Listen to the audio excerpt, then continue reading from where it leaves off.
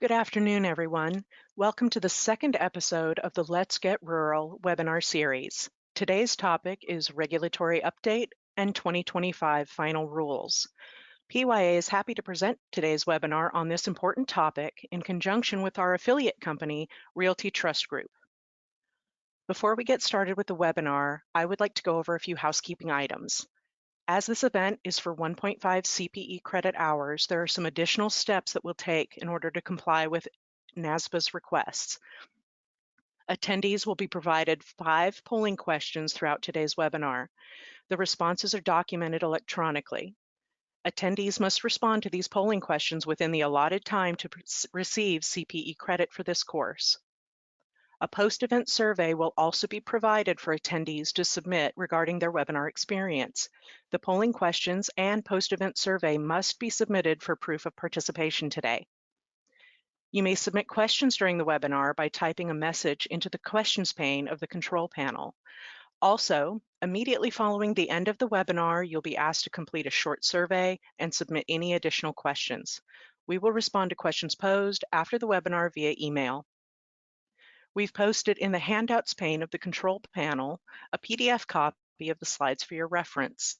Also, you'll receive an email later today with a copy of the slides and a recording of the webinar. With that, I would like to introduce our presenters, Martie Ross and Kathy Reep of PYA and Colton Hager of Realty Trust Group.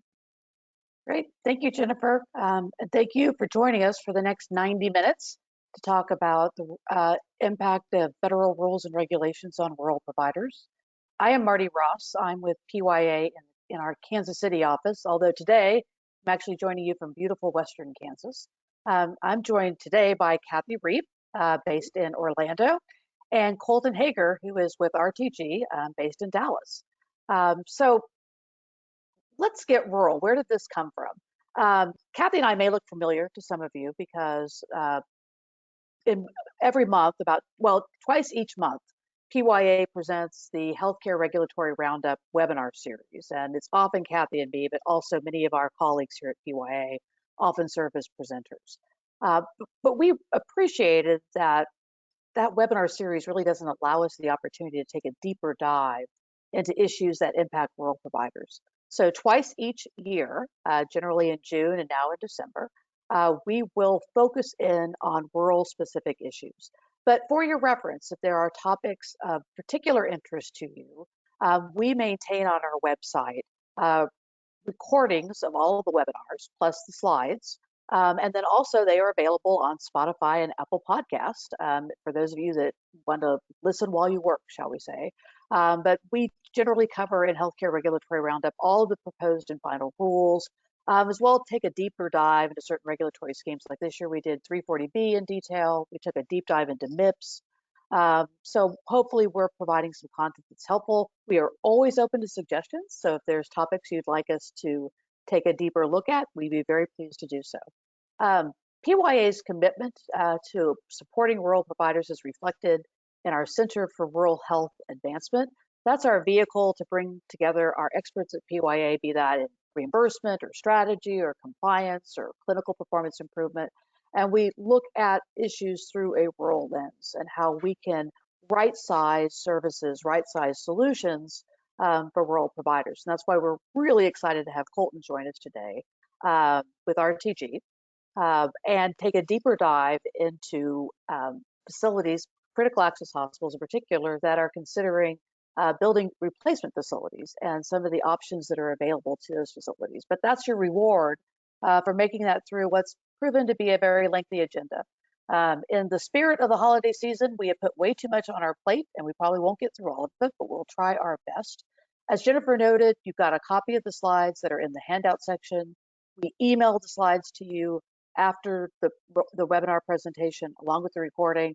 So the slides are dense, I'll admit that. I'll be the very first to admit that. They're going to be dense today, but they're really intended to be a helpful reference tool for you after the fact. So with no further delay, let's jump into our first topic today, which is, everyone guessed it, telehealth. What's going on in telehealth today?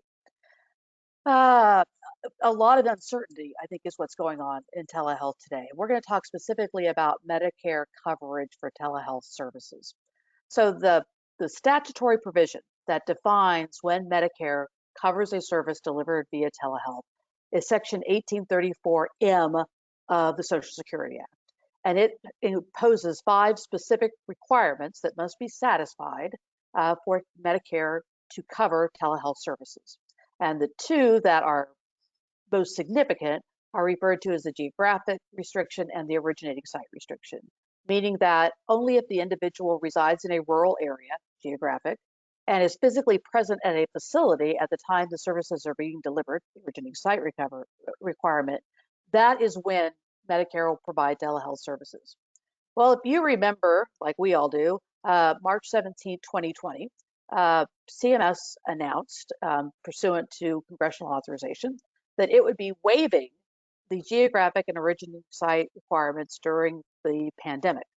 And those waivers, through congressional action, have been extended, but now are set to expire on December 31st, 2024, absent some congressional action during the lame duck session. So what does that mean? Specifically with respect to medical telehealth services, that means coverage is now going to be limited to beneficiaries that are residing in rural areas that are physically present at a specified facility at the time the service is provided. So a hospital, a critical access hospital, a rural health clinic, an FQHC, a skilled nursing facility, but not in the home. The coverage for telehealth services furnished in the patient's home will be discontinued. What will continue, however, is coverage for telebehavioral health services. Back in the Consolidated Appropriations Act 2021, Congress permanently waived the geographic and originating site restrictions with respect to telebehavioral health services. And so they will continue to be covered. Note, however, the beginning in 2026, again, absent any congressional action, there will be a prerequisite for coverage for telebehavioral health services that there must be an in-person visit within 6 months of the initiation of the telebehavioral health services with the provider. Again, that was actually a provision in the Consolidated Appropriations Act, but we've kicked that can down the road. And so that will only become, now will become effective on January 1st of 2025. Again, absent any congressional action. I think I may have misspoken there because I think I said 26 and 25. In fact, the service, the in-person visit requirement will be in effect for patients new to telebehavioral health services on or after January 1st, 2025. So if you're providing the telebehavioral health services now, there's no retrospective requirement to do an in-person visit. There is some good news that from the final rule that CMS published. The telehealth provisions typically are in the Medicare Physician Fee Schedule final rule. The first is that CMS is maintaining its expanded list of telehealth services. Back to 1834M, only services that have been identified by CMS can be considered for coverage when delivered via telehealth. We started with about 100 services at the beginning of the pandemic, expanded out to about 250, and CMS has now decided to maintain that entire list of telehealth services. Some are deemed permanent, some are deemed provisional. It doesn't matter for purposes of coverage right now. Provisional just means that CMS is still going through the process validating the evidence to support delivering the service via telehealth. Change in the rule with regard to audio-only visits. Again, during the pandemic and this subsequent period following the end of the public health emergency, there have been specific E&M codes that we've utilized to provide services audio only. And there have been certain services that CMS has designated as being covered if they're furnished audio only.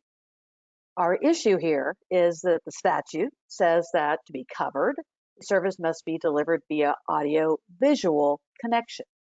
So CMS in the final physician fee schedule rule this year came up with an interesting solution. And it's now in the implementing regulations for 1834M. CMS now says that a service can be covered as telehealth when furnished audio only if 3 things are true. The first is that the patient is actually receiving the services at home. So think of your telebehavioral health services. Secondly, the provider, in fact, has audiovisual capabilities, so they can do audiovisual, meaning basically they have one of these, right? And then third, the patient either lacks that video access, so internet challenges, for example, or the beneficiary expresses a preference for audio only. So now if those three conditions are present, we will have coverage for telehealth services delivered audio only without regard to the specific service involved. For billing purposes, you're going to include modifier 93 when the service is delivered in such a manner. And again, this applies to medical services as well as telebehavioral health services. Also in the final rule, CMS gave us a 1-year extension of virtual direct supervision. As you know, direct supervision typically requires physical presence of the billing practitioner at the time that the auxiliary staff is furnishing the service. But since the beginning of the PHE, we've allowed that supervision to be done virtually, meaning the auxiliary staff can immediately speak with the physician on the phone. The physician is on the phone at the time, but they are available via smartphone for connection. CMS is extending for 1 more year that virtual supervision exception. It has indicated that it is seriously considering a permanent change to the rule, but we're not there yet. We are in part, however, because they have made permanent virtual supervision, but only for a narrow class of services. It's when the auxiliary staff is actually an employee of the billing practitioner, and it's certain diagnostic services that are provided that will now have a permanent virtual direct supervision allowance. Finally, and this isn't CMS, this is actually our friends at the Drug Enforcement Agency. They, in a couple of weeks ago, sometimes in November, they finally published a rule stating that they would continue for 1 more year the waiver of the in-person requirement for prescribing controlled substances, meaning that practitioners may continue prescribing controlled substances based only on telehealth services. There is no face-to-face requirement. And we'll see where that goes, but we at least are in 1 more year of that requirement not being imposed. That gets us to polling question number 1. Jennifer, back to you. All right. The first question is, I predict that Congress will not extend telehealth flexibilities. Congress will extend telehealth flexibilities for 1 year. Congress will extend telehealth flexibilities for 2 years, or Congress will permanently extend telehealth flexibilities. Remember, you must fill out the polling questions in order to receive CPE credit, and you will have approximately 30 seconds to answer.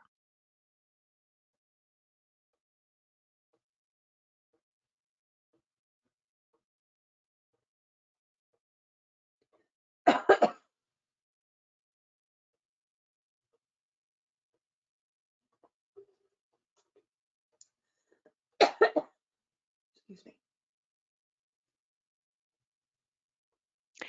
Thank you for participating in our poll. Now I'll hand it back over to Martie. Well, a few of you are not feeling particularly optimistic. About 20% of you have little faith in Congress to extend the telehealth flexibilities. The issue we're dealing with is that it costs money. The Congressional Budget Office says there's a $4 billion price tag associated with extending telehealth coverage for a period of 2 years. And Congress, because of pay-go requirements, has to find the money to pay for that. So something will happen, we hope, during the lame duck session. Well, I don't think I want to watch because it's sort of like sausage making, right, Kathy?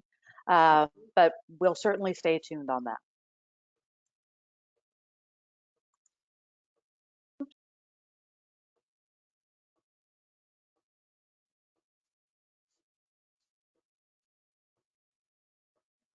There, we all back it together?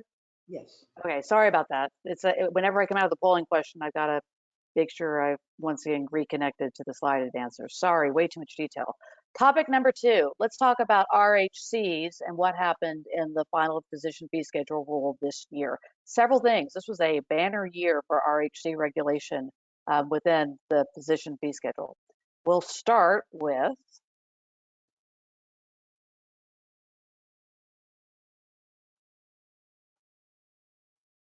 There we go. Telehealth services. So the rules regarding when RHC provides telehealth services and when those are covered are different than the rules we just discussed at the top of the webinar. So for an RHC, when they provide telebehavioral health services, this is now considered a covered RHC service.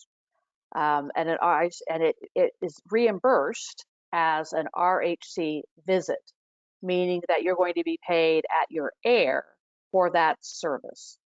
The requirements here are that the service you are providing, the telebehavioral health service you are providing, is one of the services that have been identified by CMS as a covered telehealth service. And again, the use of audio-visual connection. Again, remember the rule we just talked about, the change in the implementing regulations in 1834M don't apply to RHCs. So this is separate regulatory provision, which now says that you have to use an audio-visual connection unless the patient does not want to or cannot connect visually. And then this is the additional requirement would be that face-to-face requirement. Have you seen the patient within the last 6 months? Now, for everybody else, that requirement is going to go into effect on January 1st, 2025. For RHCs, it's not going to go into effect until January 1st of 2026. We have more time to establish those internal processes within RHCs so that the patient's actually has a visit with the clinic before the initiation of the telebehavioral health services. Or I am having a heck of a time with the advancers here. There we go. Medical, oops, went too far. Sorry about that. High-end technology for me. Let's talk about RHC telehealth services for medical services. There's a separate reimbursement methodology that CMS created during the pandemic, which allowed an RHC to provide a service via telehealth. But rather than being paid at their air, they are instead reimbursed under G2025. And that code reimburses at about $95, regardless of the service that's being provided via telehealth. It's all going to be evened out at that $95 rate. Again, it's lower than your typical air. Also, keep in mind that RHCs can continue to bill the originating site fee, the Q3014, that's reimbursed just at about $30. This is when a patient comes to your facility and they receive telehealth services from a distant site. So the specialist in the urban area is providing services to your patient who's physically present in the RHC. In those circumstances, you'll be able to continue to bill $3014. Second significant change for RHCs, as well as FQHCs, in addition to those telehealth changes, are how you bill for care management services. So today, in 2024, when you provide those non-face-to-face services, they are billed under G0511, which is the General Care Management Code. And the service you provide meets the requirements of one of these listed care management services. You can bill G0511 if you provide more than one of these services. Say you do both chronic care management and remote patient monitoring. In those circumstances, you'd bill 2 units of G0511. The reimbursement rate for G0511 is based on an average reimbursement for the services that are covered, listed above. For 2024, it's just shy of $73. Separately, CMS also reimburses RHCs and FQHCs that provide psychiatric collaborative care model. That's billed under 0512. It reimburses right at $147, and that again can be billed once a month. For 2025, CMS is discontinuing the use of 0511. And now RHCs and FQHCs will bill using the CPT code for the service they are providing. And again, there you see on the screen the complete list of services for which an RHC or FQHC can bill, but now they're going to be billing that not under OG511, but on the applicable CPT code for the service that's delivered. The reimbursement then will be at the for those non-face-to-face services will be at the national non-facility payment rate. The question I think that's still outstanding to be announced is, will the co-payment owed for those services be based on charges, as is typically the case for RHCs, or will it instead be based on this Medicare allowable? So stay tuned. I don't think that was addressed in the final rule. Appreciating that all RHCs and FQs may not be prepared for this change, CMS is allowing a 6-month transition period, meaning that you can continue to bill for these services under G0511 through the end of June.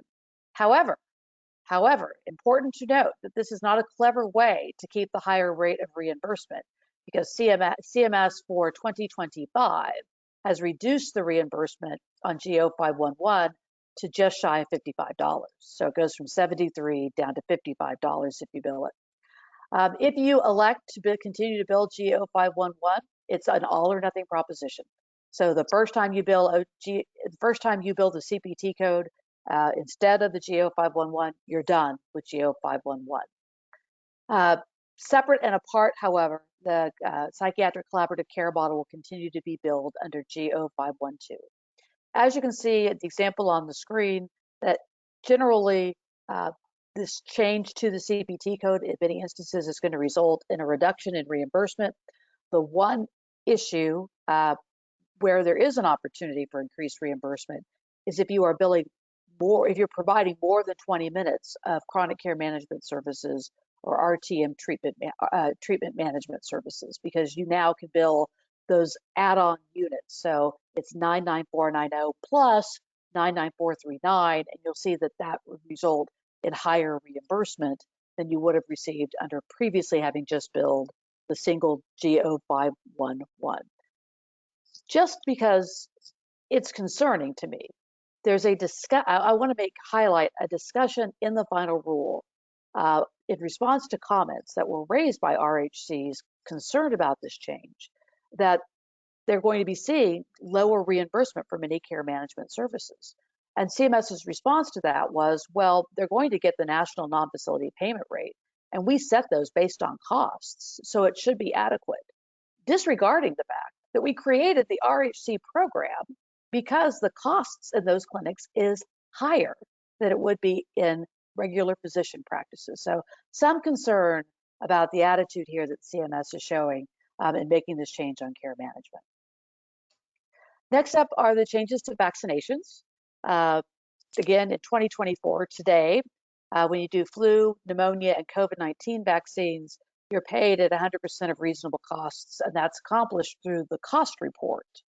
And if you provide the Hep B vaccine in an RHC, it first requires a physician order, and also generally you're reimbursed, not separately on the cost report, but it's generally included in your AIR or PPS reimbursement.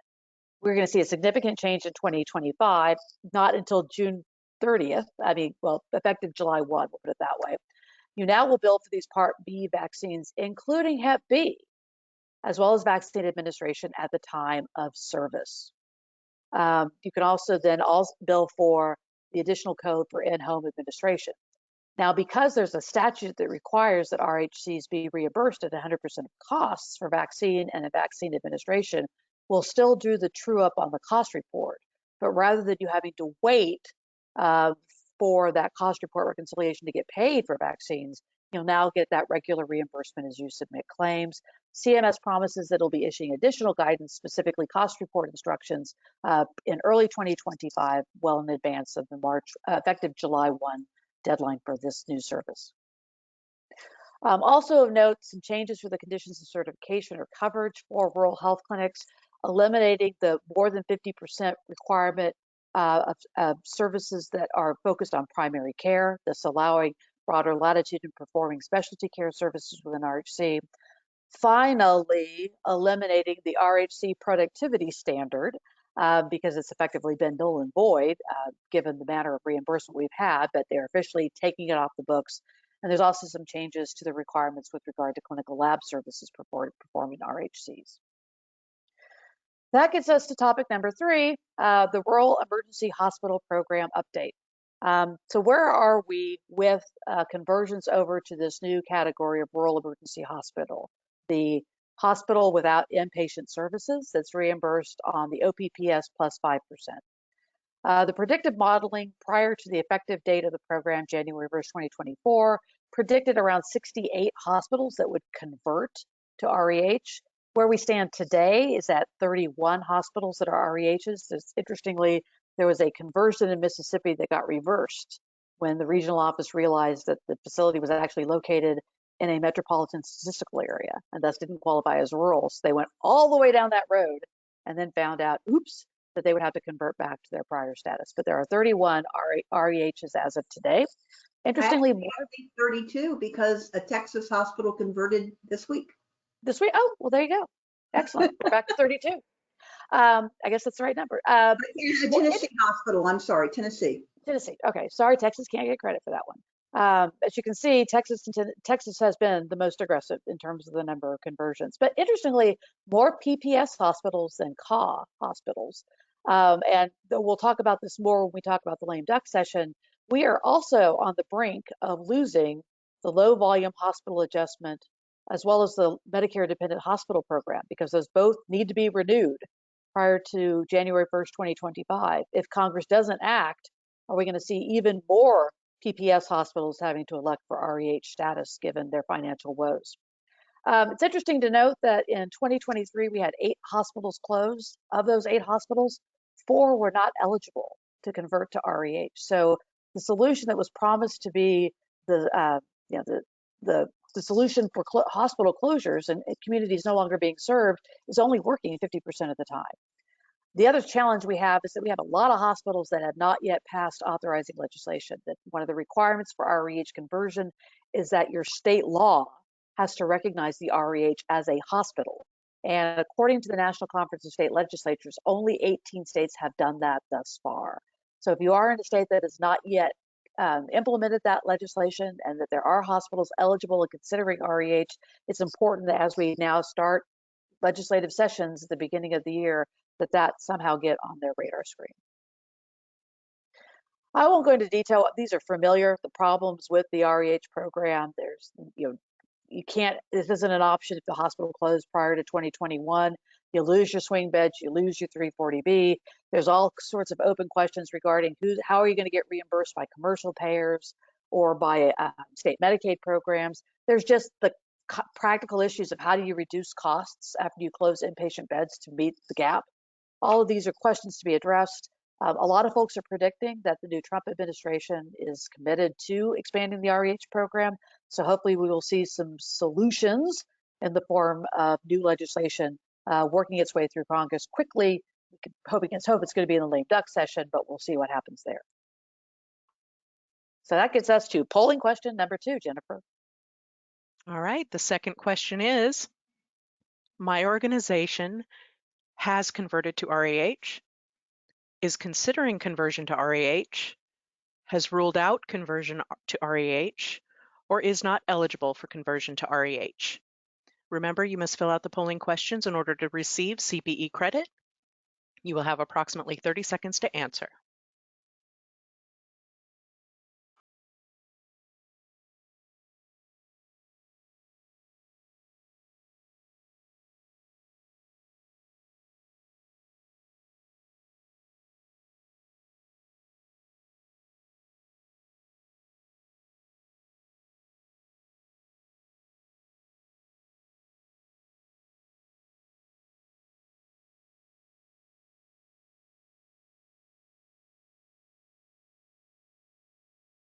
Thank you for participating in our poll. Now back to Martie. Great, we've got some 6% of you are REH, currently at REHs, and we're glad to have you joining us today. But as you see, kind of a mixed bag in terms of where we are with this program, which isn't necessarily surprising.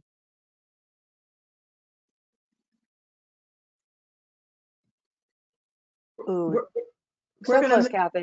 There you go. I'll get you over to you. We're going to move forward with price transparency and a few other short topics. But a couple of things on the price transparency, next slide, that I just wanted to remind folks of, and that is the requirement for a compliance attestation. The attestation essentially indicates that to the best of its knowledge and belief, the hospital has included all applicable standard charge information in accordance with the requirements of 45 CFR 180.50, and the information encoded in this machine readable file is true, accurate, and complete as of the date indicated on this file.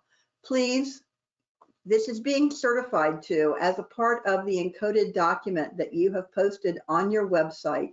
You've indicated true because it won't be accepted if you have said false, but I urge individuals within the organization to take a look at the information that has been posted, not rely solely on an outside firm to have posted your data and have checked off that it is true.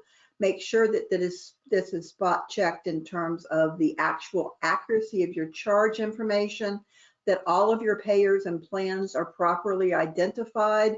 It is very easy to have a simple typo that makes things totally unreliable as far as your data goes, whether this be an exorbitant charge for a particular service because of lack of a decimal place, or improper coding of revenue codes where services are provided. Someone does need to spot check this information because it is being reviewed by other entities.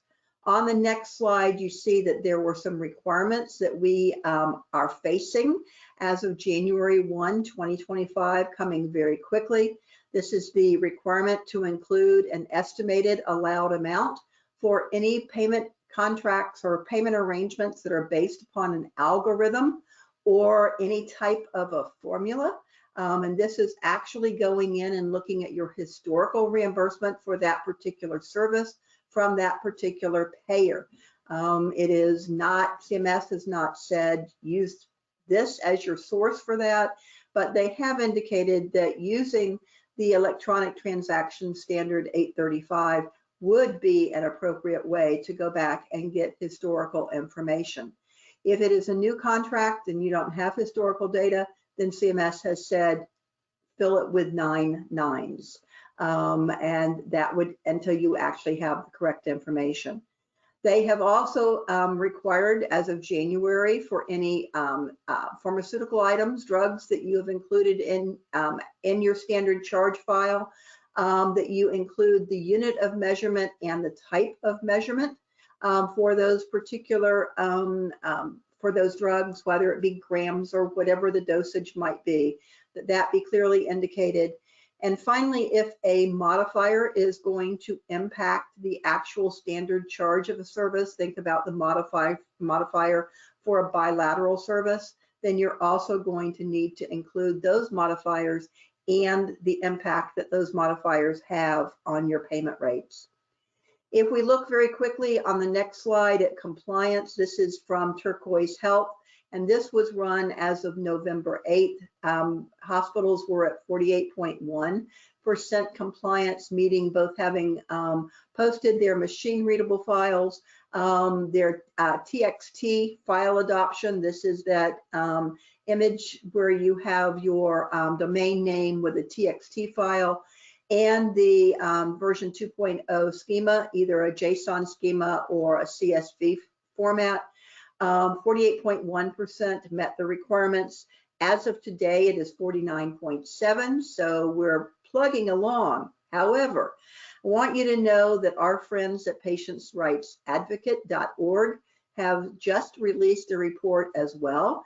They are indicating that overall compliance is at 21.1%, down from 34.5 back in February with the old rules, but hospitals are at 21.1.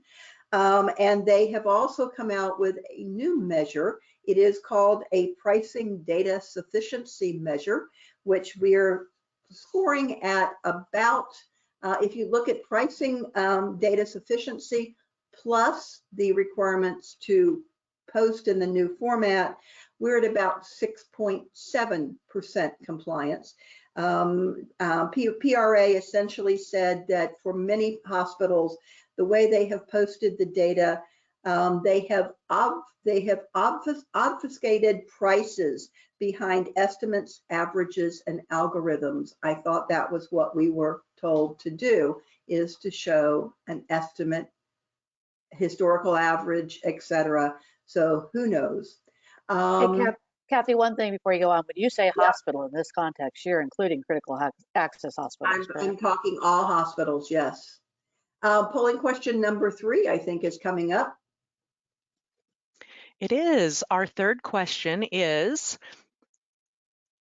my organization is compliant with the new price transparency requirements, is not compliant with the new price transparency requirements, may be compliant with the price transparency requirements, I'm unsure, or is not subject to current price transparency requirements. Remember, you must fill out the polling questions in order to receive CPE credit. You will have 30 seconds to answer.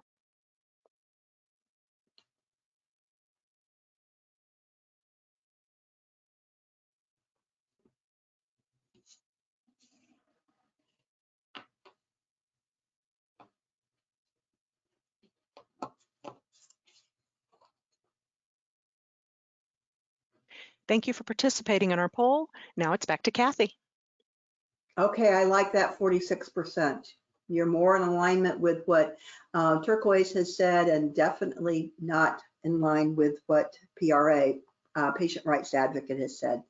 The next slide just really gets into a review of those requirements for January 1, but we did touch on those already. So let's talk about EMTALA. We want to keep, or maybe someone wants to keep, the sign makers in business. So we do have, as of August of this year, updated language for the EMTALA signs that you have posted within your hospital in those areas where patients are waiting to be examined or treated for a perceived emergency medical condition. Remember, this is prudent layperson definition. So if those patients are waiting for care because of concern with an emergency, you need to be looking at posting this new sign. The main thing that this sign does is it provides information to the patient about if they have a complaint about their rights having been violated, how they should take action in terms of addressing, getting someone to address their complaint for not having received the appropriate level of care. The current, it's the law, this goes away, and now we need to start looking at the new model signage. Kathy, I was in an ER with a family member earlier this week, and as I am wont to do, I was checking, and they only had the "it's the law" notice. I felt compelled, I didn't, but I felt compelled that they need to get the "if you have an emergency" sign. But okay. Well, and I want you to know that Martie also has the story of finding a sign behind a vending machine. So please look for your signs, update them. It's good for the compliance officer always to walk around the hospital and check these absolutely, things. Absolutely. There was a notice that came out from the state survey agencies on November 20th. And just a very quick, essentially page-and-a-half document, but it's intended to really clarify some issues for critical access hospitals who have space sharing arrangements. And you have to really separate those two arrangements into either a timeshare or leased space. So under the timeshare arrangements, you are sharing space with another healthcare provider who is not a hospital or a critical access hospital. And that particular provider provides outpatient services at the critical access hospital using your space, your supplies, your staff, etc. And it could be CAH patients or non-CAH patients. And what the survey letter clarifies is that the critical access hospital is responsible for maintaining and demonstrating compliance with the conditions of participation at all times. So if it is a timeshare arrangement, the COPs apply. However, if we are looking at leased space in which another healthcare provider who is not a hospital or a critical access hospital leases space, and they don't use the supplies or the staff of the critical access hospital, then the CA is not responsible for COP compliance. So you really need to make sure you understand the arrangement that you have with this entity, because in certain instances you could be looking at making sure that there is compliance with the COPs, and others you are not. And it also, at the end of this particular document, it does include a reminder that all arrangements must comply with applicable fraud and abuse laws. So if you have not seen this state survey letter, I urge you to get a copy of it and make sure that those who are making the arrangements within your organization are following it. These state survey agency letters, those directions from CMS to the state surveyors of how to apply the regulations when doing compliance surveys, they just pop up. And there's just a little wording, and they're not specifically circulated to every hospital. Right. Right. But it's almost, I mean, state hospital associations are great about posting these for their membership. And so just a good reminder for folks to pay attention to those emails circulated by your state hospital associations, because they really are a lifeline about knowing when these happens. We're going to talk about another instance of that when we get to Medicare Advantage later, aren't we, Kathy? Absolutely. Okay. So last but not least for now, for me, is respiratory disease reporting requirements. And this is a new requirement for both hospitals and critical access hospitals. This was contained in the 2025 Inpatient Prospective Payment System final rule, and it does require weekly electronic reporting to the CDC on respiratory infections such as COVID-19, influenza, and RSV. If there were to be another public health emergency, then there would be increased requirements coming out at that time. But the information that you are going to be required, or you are required to report, is any confirmed infection amongst your patients, bed census and capacity, and certain patient demographics. We have given you the link to the reporting guidance, but recognize that this was effective November 1. So we want to make sure that you are dealing with this, particularly as we move into this season. On the weekly reporting requirements, you are required to submit your daily values by 11:59 p.m. Pacific time on each Tuesday.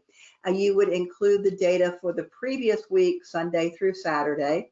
You report your weekly totals for new admissions and RSV by age group.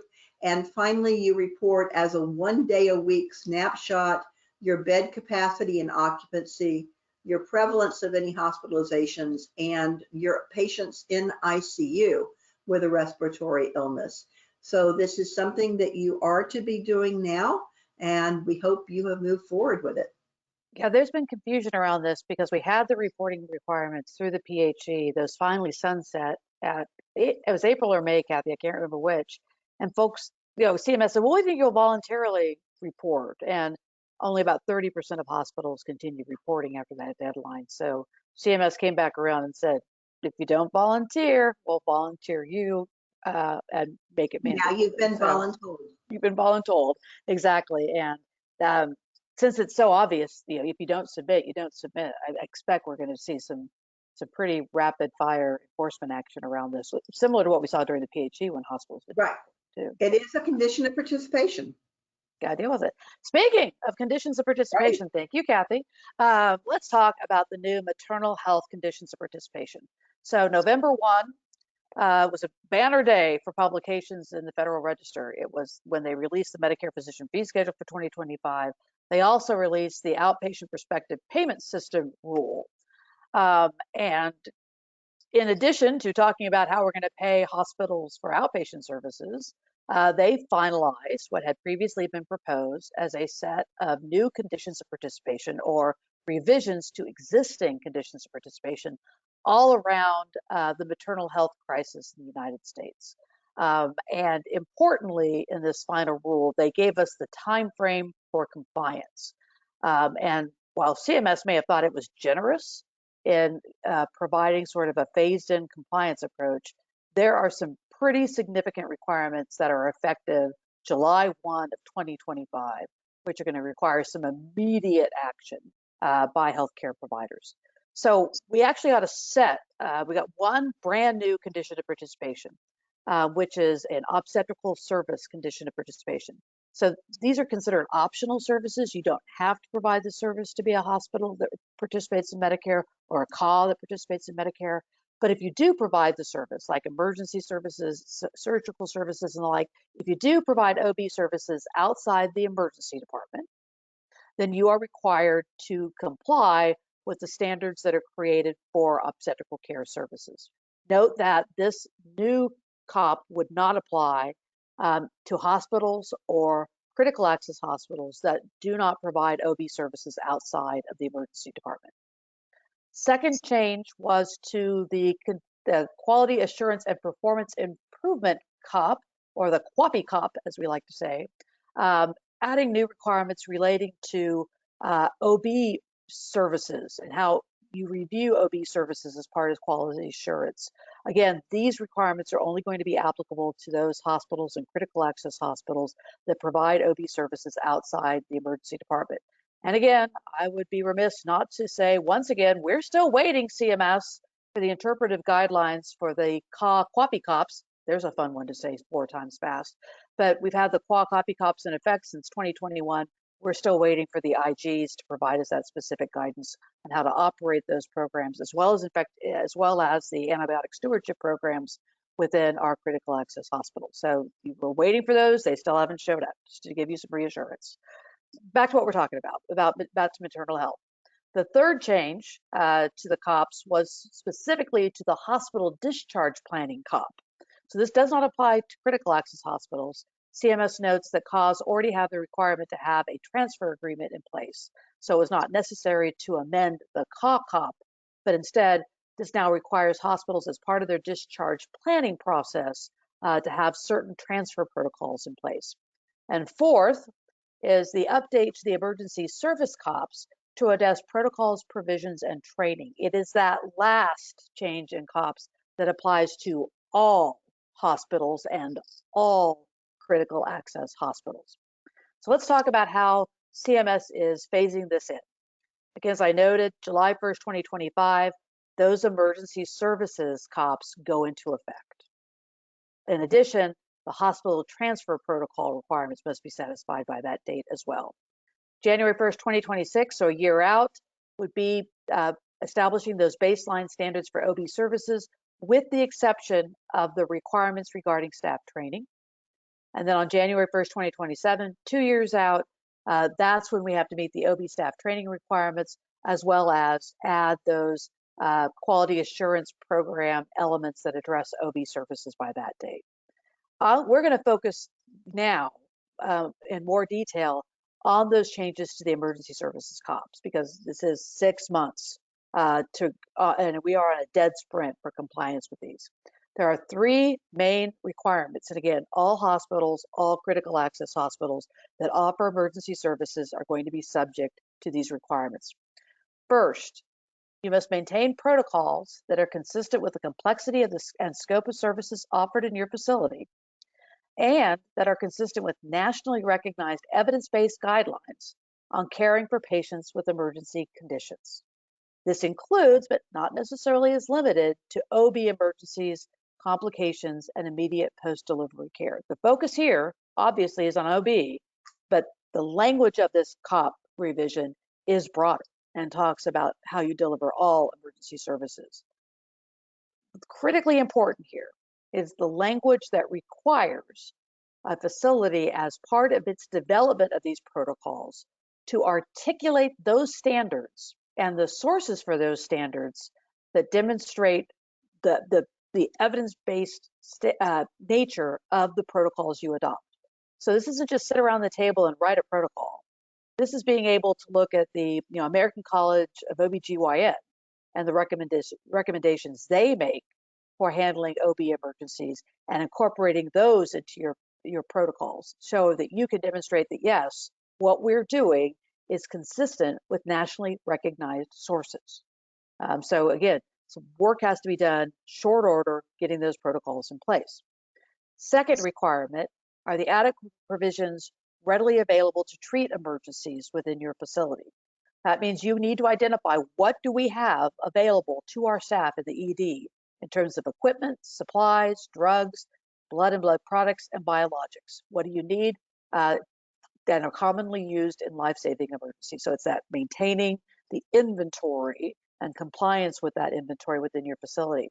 The one very specific requirement, the only thing you gotta have, they say, is a call-in system for each patient that are in emergency services treatment areas. And CMS promises that they're going to issue some sub-regulatory guidance, hopefully very, very soon, on exactly what they mean and what satisfies this requirement for a call-in system. Third requirement in this COP is the training requirement, that your applicable staff are trained annually on these protocols and provisions that you recognize. And again, this isn't necessarily check the box training.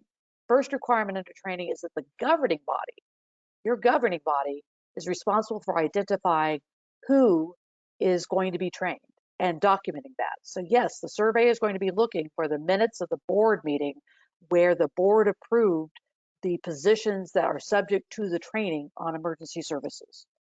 Yeah, how often does your board meet? And how soon are you going to have to get this done in place to ensure completion of training by the end of June? Secondly, you need to have your training informed by QAPI program findings. This is sort of an odd provision to reconcile since those QAPI requirements don't go into effect until 2027. But to the extent you have done QAPI work around OB and around emergency services, that your training reflects the findings of those activities. Third is that you must document successful completion of training in staff personnel records. And interestingly, a requirement now that you have to be able to demonstrate that your staff actually learned something from the training, that they're not just all sitting in front of screens, clicking through the pages, that there must be some vehicle you utilize to show that, in fact, yes, our staff obtained knowledge. Whether that's skill demonstration, if that's post-training testing, whatever vehicle you determine, but your ability to demonstrate to a surveyor that you, in fact, have your team has gained knowledge as a result of participating in this training. And doing the next 6 months. And doing this all in the next 6 months. So this is clearly works up on your priority list for 2025. Briefly, let's just review the other changes to the conditions of participation.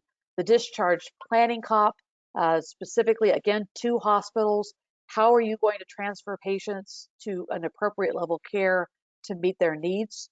This is not just includes transfer from the ED to an inpatient admission, from one unit of the hospital to another unit of the hospital, and from your hospital to a hospital that provides a higher level of care. All of that, how you accomplish that, who approves it, how the communication is documented, that all needs to be part and parcel now of your discharge planning procedures.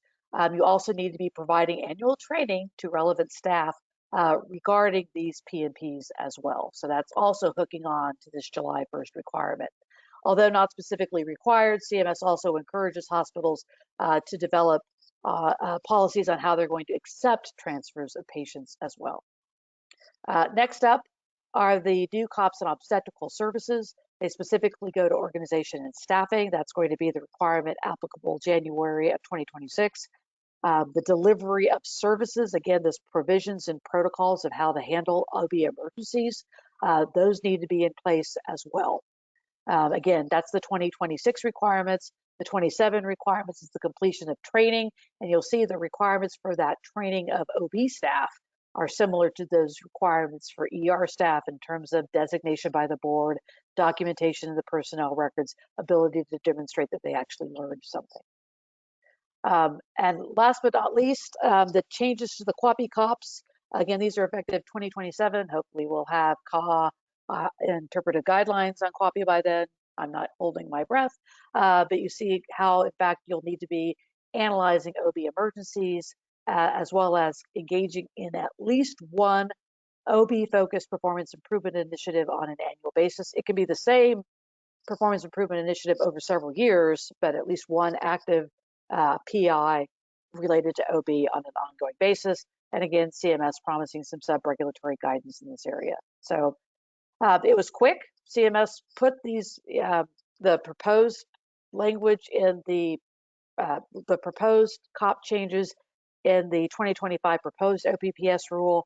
We thought we'd have a breathing room, but they actually finalized them in November, and now we have these very quick compliance dates. So what they deem a maternal health crisis, they are ready to jump on and address what they can with hospitals. There was a lot of commentary received from providers regarding these COPs saying, well, this isn't enough to solve the crisis. You know, this is a broader issue. It's just not the hospital problem. And CMS said, you're darn right. Absolutely. This is a multifaceted issue. It requires a multifaceted response, but this is something we can do now. This we think is going to be helpful, and we intend to move forward with it.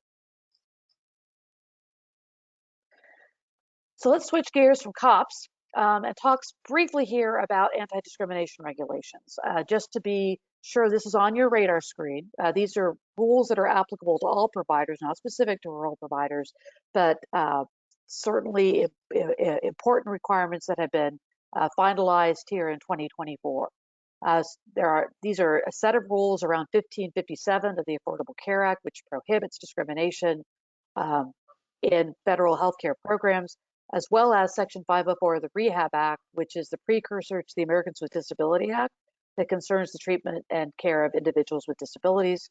The key provision in 1557 includes a broadening of the definition of sex discrimination to include discrimination based on sex characteristics, intersex traits, pregnancy or pregnancy-related conditions, sexual orientation, and gender identity. The rule also changes the blanket abortion and religious freedom exemption from discrimination to instead to propose a opportunity for filing a notice of objection to protect the provider, and then also extends non-discrimination to telehealth as well as artificial intelligence, the use of artificial intelligence. Those of you that have been tracking AI, you know, one of the concerns we have to deal with is AI is blind, and AI tends to incorporate discriminatory standards as part of their algorithms. And if you are using AI, are you taking appropriate measures to ensure that that does not then seep into discrimination in the manner in which you provide services?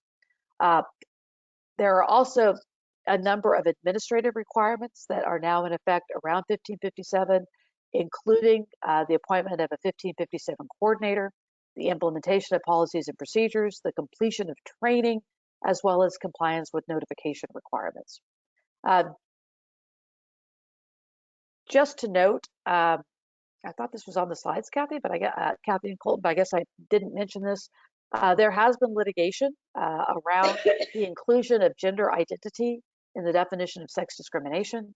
There is at present a nationwide preliminary injunction that prohibits HHS from enforcing the 1557 requirements with regards to discrimination based on gender identity. So we'll see how that moves forward now in the Trump administration. The 1557 rule has been sort of watching a ping pong game, because there was the Obama administration rules, then there were the Trump administration rules, then there were the Biden administration rules. I suspect we're going to have a second round of Trump administration rules. But as it stands now, these regulations are on the book, and they require compliance. Martie, go back one slide if you can. Yep, I'll try. Yep, there you go. Okay. We must implement policies and procedures by July 5th, but we must train on the policies. Is that May 1, 2024 or 2025? That would be 2025, Kathy. Thank you for pointing out that. But even I've got to train on something that I haven't implemented yet.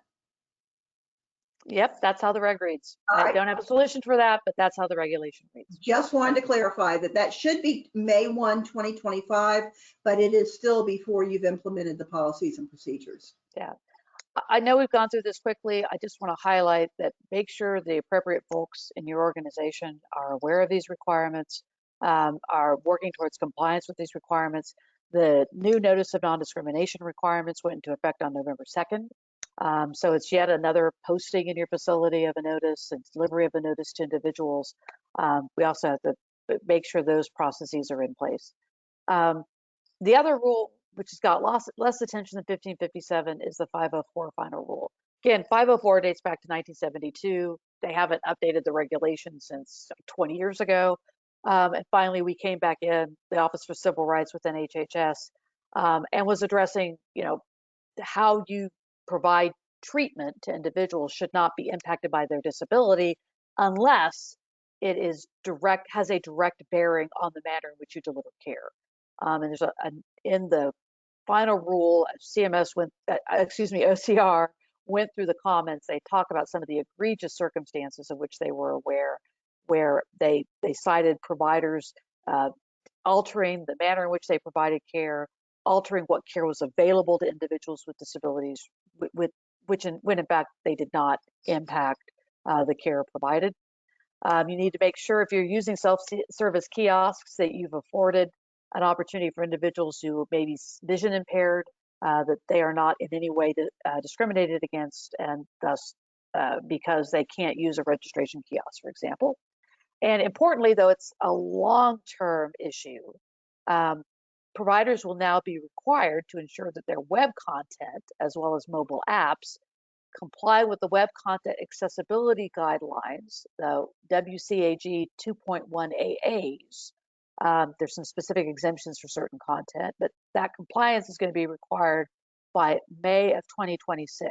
The reason to pay attention to this now is if you are doing a website update, make sure with your vendor that they are aware of this requirement in terms of web content accessibility, because this isn't something you can decide to work on May 10th, 2026 and expect to be compliant. And again, this is public-facing web content, very easy for OCR to monitor compliance going forward with this. The other and last piece of 504 we want to talk about is the MDE requirement, medical diagnostic equipment. So MDE is defined as stuff like medical exam tables, weight scales, dental chairs, radiology equipment, mammography machines, and the like. So it's equipment you use for the purposes of making a patient diagnosis. 504 requires now that as of July 8th of 2024, the MDE you have in your facility must meet certain accessibility standards that are referred to as the MDE standards, up to the point that your scoping requirements are satisfied. The scoping requirement says at least 10% of the equipment you have in your facility, of a certain type of equipment, like a weight scale, has to meet the MDE the MDE standards. And if you don't have 10 of something for 10%, at least one unit needs to meet the accessibility requirements. If you're a rehab facility, that goes up to 20%.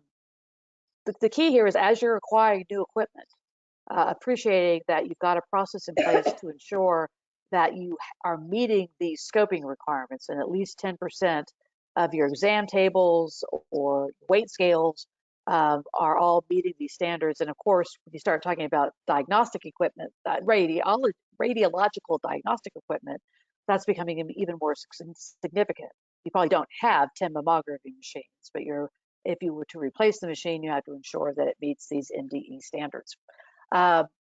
With regard to exam tables and weight scales, if you haven't replaced anything in the time period, you will have to have at least one that complies with the scoping requirements by 2026. And if you are a large facility, and you've got weight scales all over the place, you can't hide all of the MDE compliant weight scales in one room. They should be distributed across the organization. In addition to ensuring you have the equipment, you need to make sure your staff knows how to use the equipment appropriately. In addition to these very specific requirements on securing appropriate MDE accessible MDE, you are still under a more general obligation that if you have a patient who is disabled and you cannot diagnose the patient because you can't put them on a weight scale, you can't get them up on an exam table, you are still then required to provide a reasonable accommodation, such as providing treatment for the individual in their home or at some other location. So that broad accessibility requirement still applies, in addition to these very specific requirements around MDE accessibility. Let's go team. A team is, on the next slide, the transforming episode accountability model. I'm going to give a very brief overview of this. It does not apply to critical access hospitals, but it would apply to certain rural PPS hospitals. TEAM is a mandatory 5-year episodic payment model that will begin on January of 2026. So based upon when the rule came out, we essentially had about 15 months or so to get prepared for it. Time is getting quicker. Now we're closer to 12 months in terms of preparing for TEAM. But the individual hospital that initiates an episode, either an admission or an outpatient encounter for certain services, will be held financially accountable for the total cost of the episode of care for traditional Medicare beneficiaries. This is not Medicare Advantage, but only traditional Medicare patients. So got a PPS hospital or that were selected based upon core-based statistical areas, CBSAs by CMS. There are a few hospitals that can volunteer to be in this program. But essentially, we're going to be looking at the anchor event, which is the actual hospital encounter, inpatient or outpatient, plus 30 days post-discharge or post-procedure. We're going to be looking at all spend for Medicare Part A and Part B and comparing that to a target price, a regional target price, to determine whether or not the individual provider should be receiving increased reimbursement based upon having come in lower than the target, or do they actually owe money because they spent more than the target. On the next slide, you can see the services that are impacted by this. Coronary artery bypass grafts, bowel procedures, and surgical hip and femur fractures are inpatient only. The lower extremity joint replacements and spinal fusions are both inpatient and outpatient. Granted, I said that certain rural PPS hospitals could be subject to this program, but I also wanted to stress on the next slide the impact of this on critical access hospitals with swing beds. CMS said in the final rule, essentially, that there were comments that were submitted saying how this could impact critical access hospitals who were used to receiving a patient back into their community after they had gone and had, let's say, a joint replacement. They came back to their local community into a swing bed. CMS says, since cost swing beds are exempt from SNF PPS, they are reimbursed at a higher rate. Team participants have historically utilized swing beds, and therefore they would be in a position to earn significant savings if they used a traditional SNF rather than a swing bed. I want you to really think about this. If you are a critical access hospital with swing beds who has been receiving patients back into your community with any of those conditions that were mentioned, and think about reaching out. This isn't effective until January 2026. Reach out to your legislators and address the fact that this is, in many instances, the lifeblood of a critical access hospital. If they lose these patients in their swing beds, their communities might lose the critical access hospitals. This needs to be addressed. It needs to be modified. So I urge you to reach out on that one. Yeah, not just your legislatures, but I mean, you're referring hospitals. So the tertiary care facility down the road, you think your swing bed referrals are going to dry up. They need to appreciate shorter length of stay, Quality of care. lower readmissions, lower Part B costs associated with swing bed stays. There's definitely an economic case to be made for swing beds beyond just the important revenue it generates for the CAH, but the critical service it provides to the community at a very efficient manner. So this in the comment about, I'm sorry, go ahead. We need to get Congress involved in this one too. Absolutely. Yeah, exactly. It's just, it's so dismissive, the language they've used. It's the equivalent of the language in the care management section for rural health clinics. Like, oh, they don't have to worry, their costs are fine. We've created these programs for the purpose of ensuring care in these local communities. Okay. In the interest of time, very briefly on the changes to the HIPAA privacy rule. If you'll recall, we had expected an omnibus regulation that would significantly revise the HIPAA privacy rule. Instead, what we got was a limited final rule published in April that focused specifically on reproductive health care. The rule went into effect in June, but what I want to highlight here is the compliance date is December 23. And that's during the Biden administration, before the change in administration. So this is something that does necessitate your attention in short degree. We have delved into this in prior webinars and the requirements, but now it is an issue of if you receive a request for production of information that would include reproductive health care information, if the purpose of that request is for healthcare oversight, judicial administrative proceedings, law enforcement purposes, or disclosures to coroners, you will require these folks now to sign an attestation that their request for the information is not for a prohibited purpose, i.e. pursuing some sort of enforcement action against an individual who in fact received lawful reproductive health services. So just again, keep it on your radar that we have an effective date of just a few days away at this point. With that, and also note that in addition to, again, change in administration that may have a longer term impact on this regulation, there has in fact been a lawsuit filed down in Texas. At this point, there's no preliminary injunction in place, but we will see again how that will play out before the December 23rd deadline. So I guess pay attention. There may be more to this story coming down the pipe. The Medicare Payment Advisory Commission, MedPAC, has in their 2024-2025 year begun looking at cost sharing for outpatient services at critical access hospitals. One of the things, what they raised at a recent meeting, I believe this was their October meeting, was that co-insurance is set at 20% of charges, and in many instances, current co-insurance is for critical access hospitals is in excess of 50% of the total payment that the critical access hospitals receives. There's no cap on the co-insurance that the individual is responsible for paying. So the questions that were addressed by the commission were essentially they asked, should outpatient co-insurance continue to be set based upon charges in a critical access hospital? If not, should it be set at 20% of payment rate, or should there be a cap on co-insurance such as the one that is in place under the outpatient prospective payment system? One of the issues that was raised is setting co-insurance based upon 20% of what that service would have paid in a PPS setting. The issue on this is what they were struggling to do is to decrease the amount of money that the patient is going to pay or their supplemental insurance is going to pay.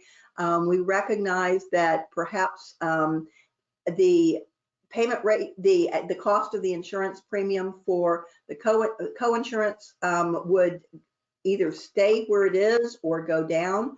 But I want to make the critical access hospitals on the call realize that MedPAC is not saying you should get less. They are saying that the reduction in your payment for co-insurance should be offset by an increase in the actual payments that are coming through the Medicare program.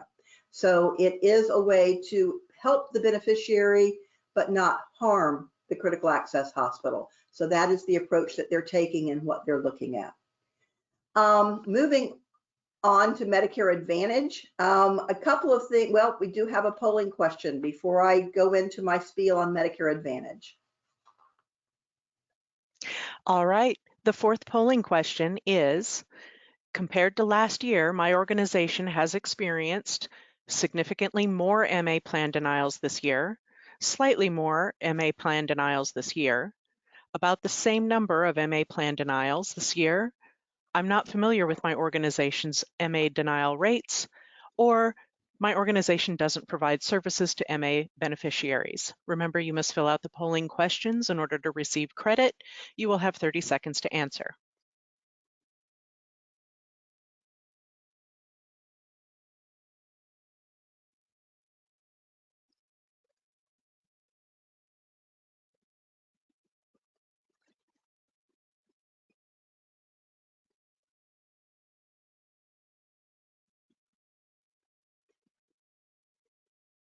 Thank you for participating in our poll. Now back to Kathy. All right, significantly more denials, or you're not familiar. So let's talk a little bit about MA and what's gone on in the last year. The first thing that I wanted to touch base on, we've talked about this in previous calls, was that as of January of 2024, there were new requirements on the Medicare Advantage plans to follow fee-for-service Medicare coverage policies. This relates to the inpatient only list, to the 2 midnight benchmark, things like that.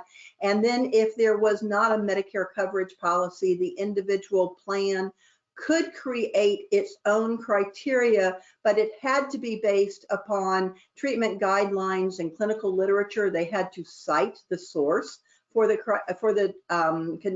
criteria they were developing. That information had to be publicly accessible by you, me, and the patient, and that criteria had to be clinically beneficial to the individual. In many instances, the plans have not paid attention to the rules that were published effective in January of this year. CMS in February published an FAQ in response to some plans questions. A simple question was, what do you mean by a local coverage determination or an LCD? Can I take care of patients in Florida. Can I use a Kansas policy? Is that local enough? And CMS responded, no. So we've given you the source for this particular document, and we urge you to A, print it, B, keep it on your computer. When you have a problem with a plan, look at this, cite it in a letter to them, recognize that they have been told by CMS very clearly what they are required to do. Skipping a slide, and let's look at the compliance. This is, as an example, 2 midnights. We have the policy that essentially says that a patient who has an expectation of a 2 midnight stay, and it is documented by the physician that there is an expectation and why, should be covered as an outpatient, as an inpatient. However, this information came from Kodiak that essentially looks at the average length of stay in observation for a Medicare Advantage enrollee compared to traditional Medicare, 14.9 days versus 3.7. So if the physician expected 2 midnights, the patient should have been an inpatient.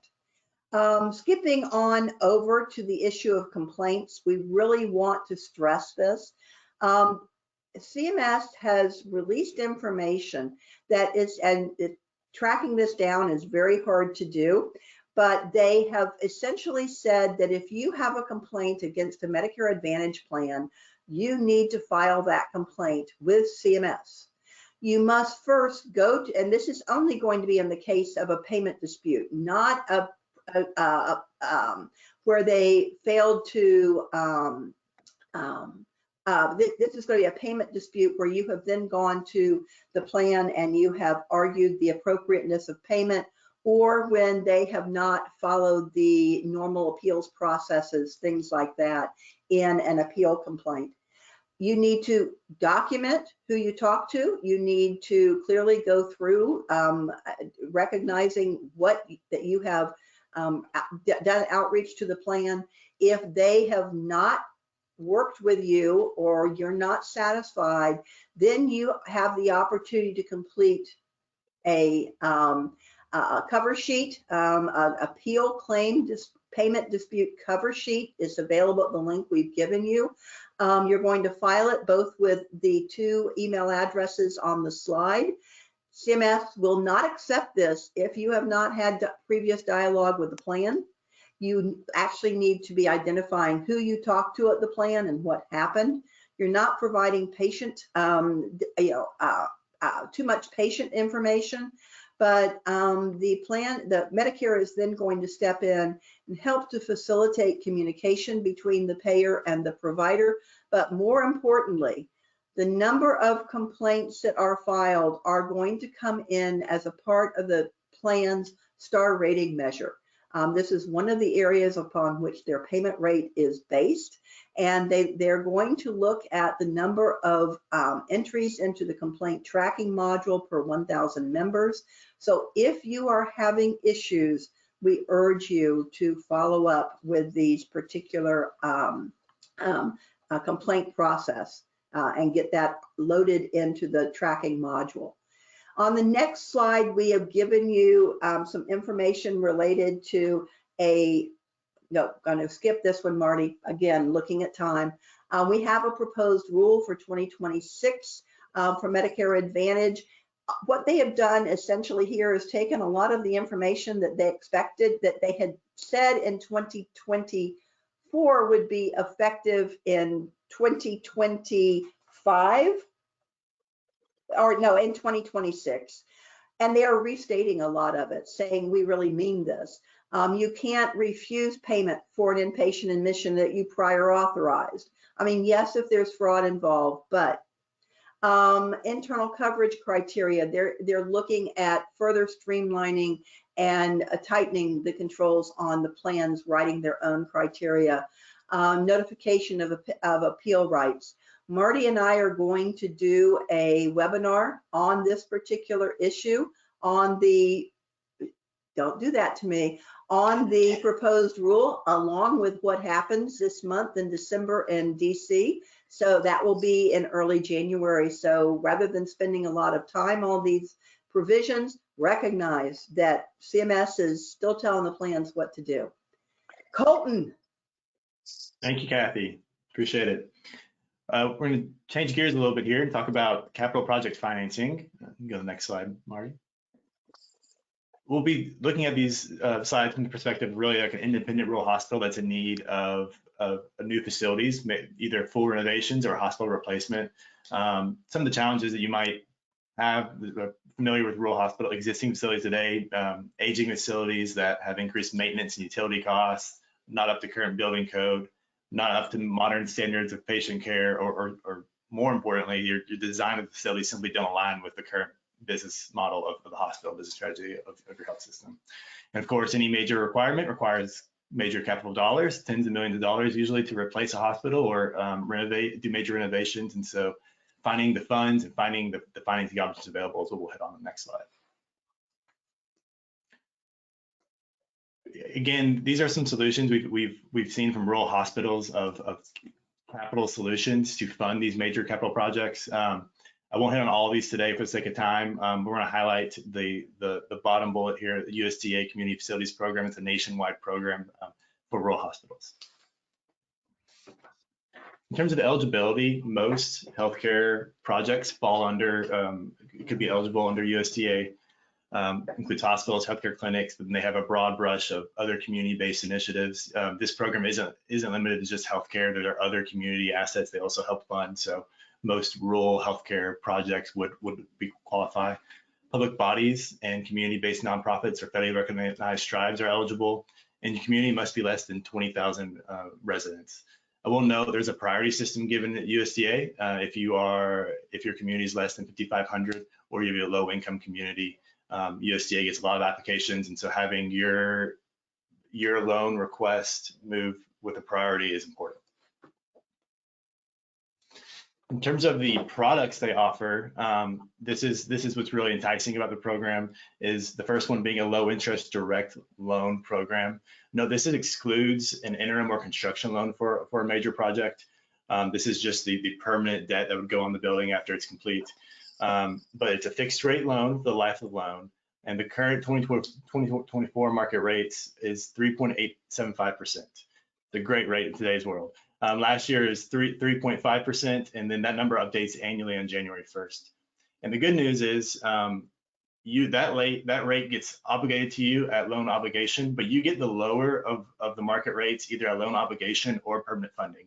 So let's say you go and get your loan approved in 2026 and you get obligated at a certain rate, but your building isn't completed 2 years later. We get the lower of those two rates available to pick from.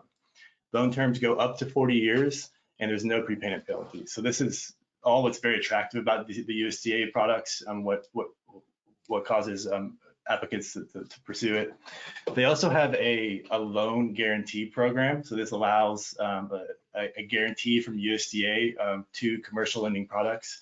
So if you're thinking about a construction loan or interim loan to fund you during construction, USDA will help guarantee that loan for your lender. So if a lender might normally not been able to or had less interest in funding a construction loan for your project in a rural setting, well, that USDA guarantee allows them to have interest in the project.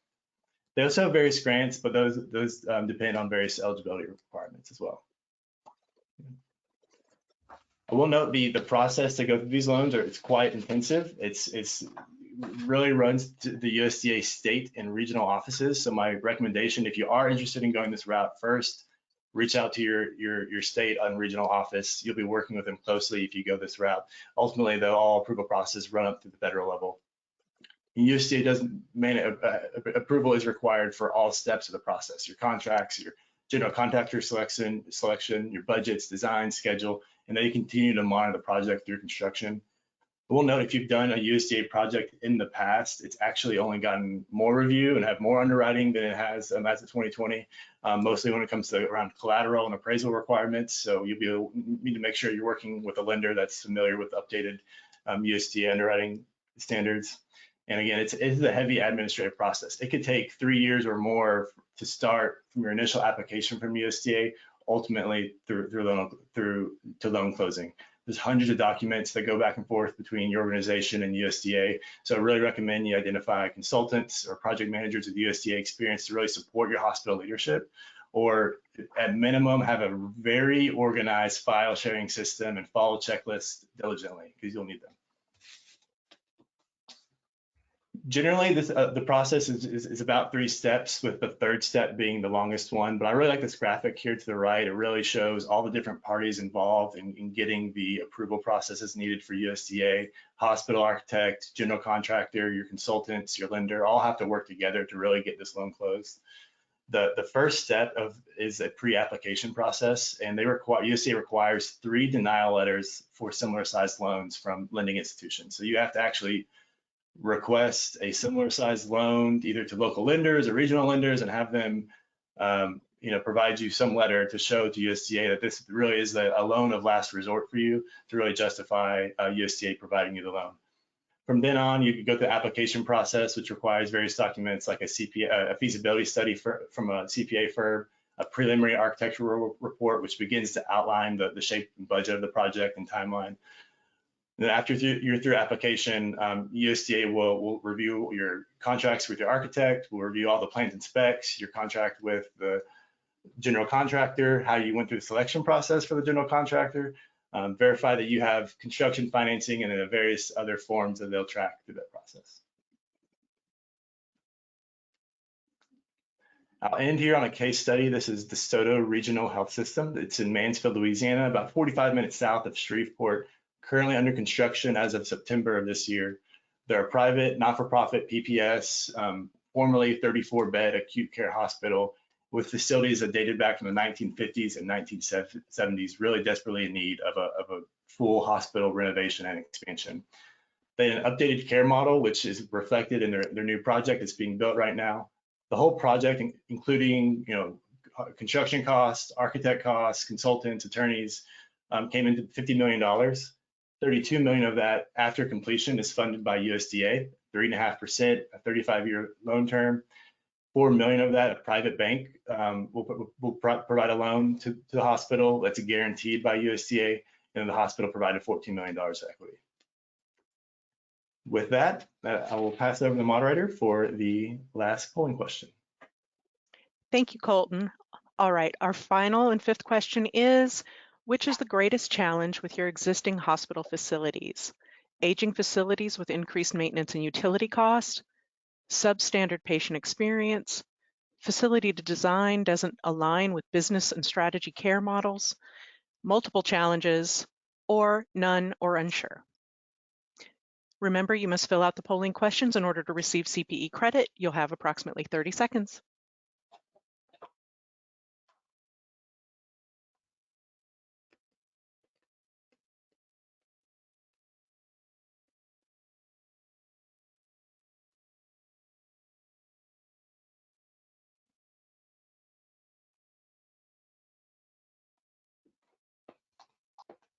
Thank you for participating in our poll. Now back to our presenters.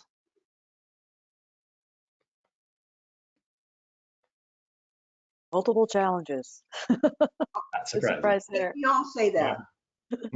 Exactly.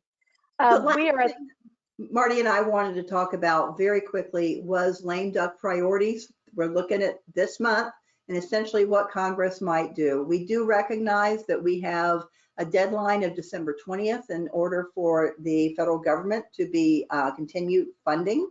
We'll see what happens. Do we get a short term? Do we get something broader? I think it'll be short term. Marty mentioned earlier that we've got to get some fixes in for telehealth and for those expiring provisions related to low volume hospitals and Medicare dependent hospitals. We need to have those programs continued and telehealth continuing at least the way it is now. The docs, definitely we need to be looking at a physician fix because of the current final rule with a reduction in reimbursement for the physicians. That needs to be funded some way or other, concerning in terms of how they will fund fixing that. We recognize that under the Medicaid side, we're looking at $8 billion in disproportionate share, should be DSH rather than, sorry about that, but DSH cuts, disproportionate share hospital cuts. So recognize that if we don't get a fix here, it's been pushed, I believe 4 times now down the road in terms of this projected $32 billion cut over a number of years. We'll see what happens.